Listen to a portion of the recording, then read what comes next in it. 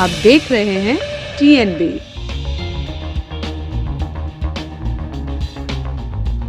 उत्तर Korea में पिछले कई सालों से खाने की कमी को लेकर एक आम सी बात हो गई है, लेकिन इस वक्त नॉर्थ कोरिया के हालात बेहद ही खराब हो गए हैं। एक रिपोर्ट के मुताबिक देश के पास सिर्फ 2 महीने का खाना बचा हुआ है।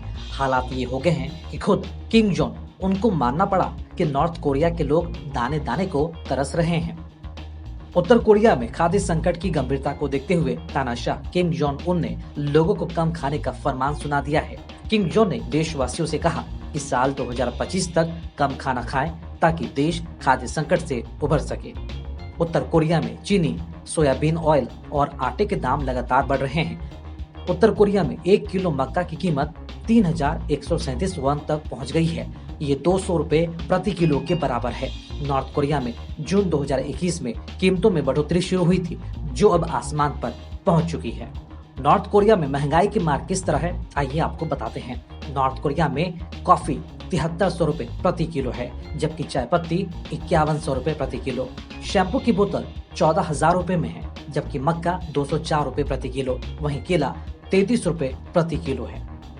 देश में खाने की कमी की सबसे अहम वजह कोविड-19 प्रतिबंधों को बताया जा रहा है। सीमाएं बंद होने की वजह से उत्तर कोरिया खाद्य मदद भी हासिल नहीं कर पा रही। नॉर्थ कोरिया को सबसे ज्यादा मदद चीन से मिलती है। महामारी की शुरुआत के बाद से चीन से नॉर्थ कोरिया के लिए खाद्य सामग्री का निर्यात 80% कम हुआ है।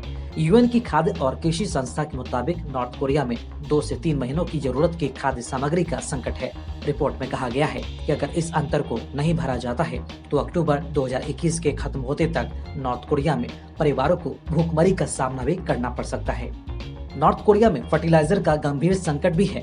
कोरोना वायरस महामारी से बचने के लिए उत्तर कोरिया प्रशासन ने जनवरी 2020 में अपनी सीमाओं को पूरी तरह से सील कर दिया था। इसके बाद से ही देश में भोजन, ईंधन और रोजमर्रा की अन्य जरूरतों की कमी हो चुकी है।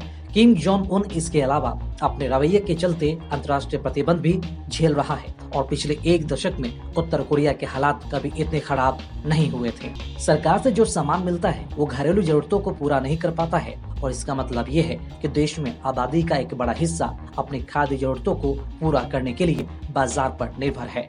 कोविड पाबंदियों के बाद खाने की कमी की एक बड़ी वजह नॉर्थ कोरिया में खराब मौसम और बर्बाद हुई फसलें भी हैं।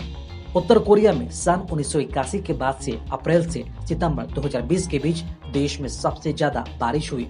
रिपोर्ट के मुताबिक इस चक्रवात ने 40,000 हेक्टेयर फसल और करीब 16,680 घर बर्बाद कर दिए थे। अब देखना ये अहम होगा कि महंगाई की मार से उत्तर कोरिया के लोग कब तक उबर पाते हैं। खबरों में फिलहाल इतना ही। देश और दुनिया की ताज़ा अपडेट्स के लिए लॉगिन करें www.thenationalbulletin.in पर।